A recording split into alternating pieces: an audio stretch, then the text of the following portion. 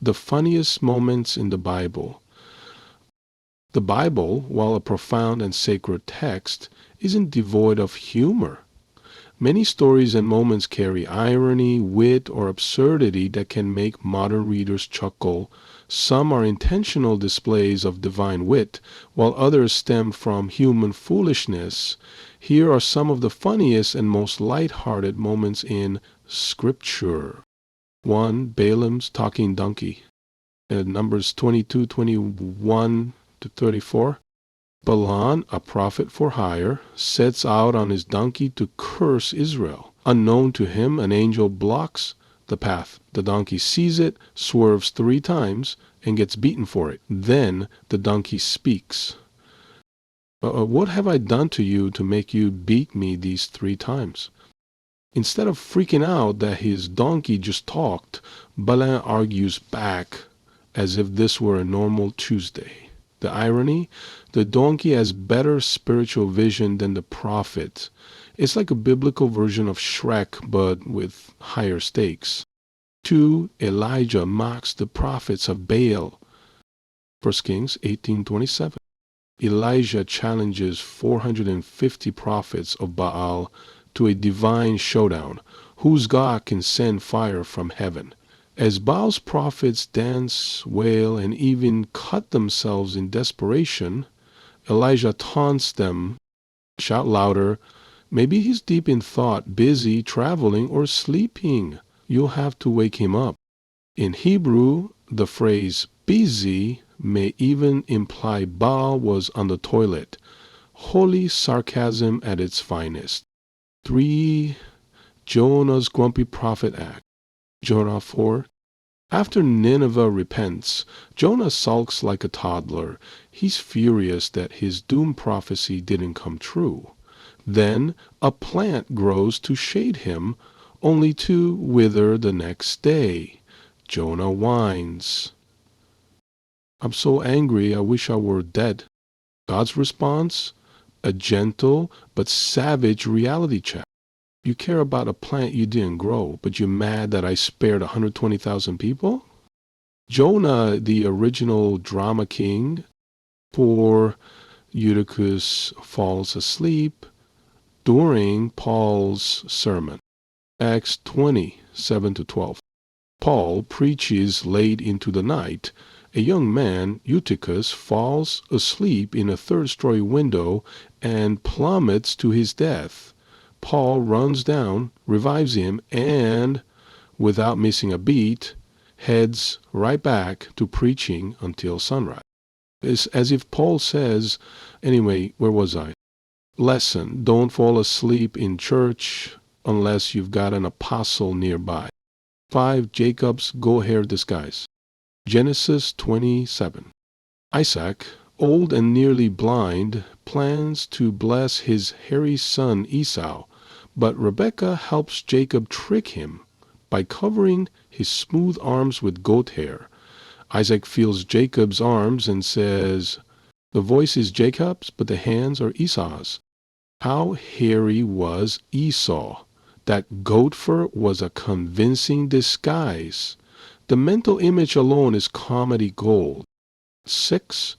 The wedding at Cana, Jesus' first miracle. John 2:01-10. Jesus' first miracle, turning water into wine, because his mom nudges him. Mary tells the servants, do whatever he tells you, fully expecting Jesus to fix the party foul. The best part?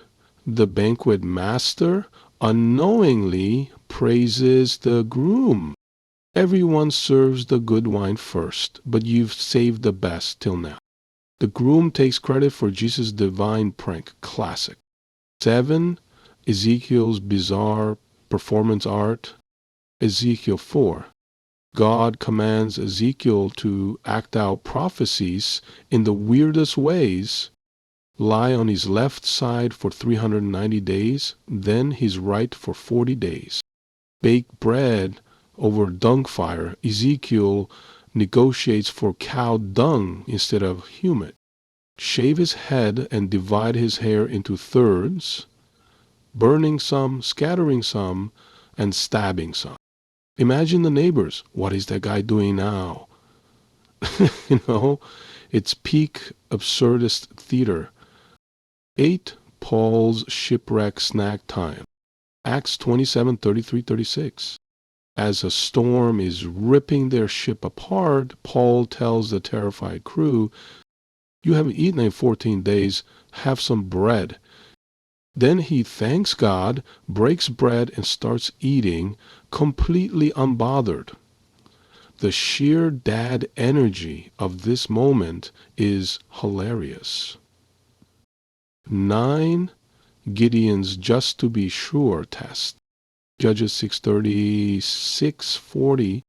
Gideon, doubting his divine mission, asks for proof. "I'll put a fleece on the ground.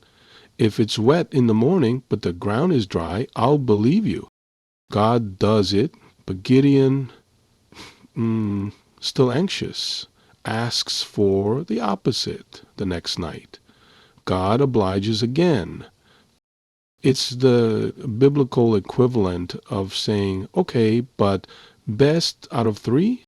10. The Israelites, over the top grape cluster. Numbers 13:23. Spies returned from Canaan carrying a single grape cluster so massive that it takes 2 men to haul it on a pole. Imagine the over-the-top cartoonishness of this moment, like something straight out of Looney Tune. 11. Peter paying the temple tax with a fish's mouth. Matthew 17:24-27. When asked about the temple tax, Jesus tells Peter, "Go to the lake, throw in a line, and the first fish you catch will have a coin in its mouth. Use that to pay the tax." Imagine Peter pulling a fish out and saying, "Well, would you look at that?" It's the most ridiculously convenient tax payment in history. Why the humor? These moments aren't just for laughs. They highlight humanity's absurdity. Balaam arguing with a donkey, divine wit. Elijah roasting idol worshippers, relatability. Jonah sulking, Gideon's anxiety. The Bible's humor reminds us that faith doesn't have to be solemn to be sacred. Even in the most profound truths, God's patience, irony, and occasional comedic timing shine through. So next time you read scripture, keep an eye out for the divine humor. It's there, reminding us that sometimes God's got jokes too.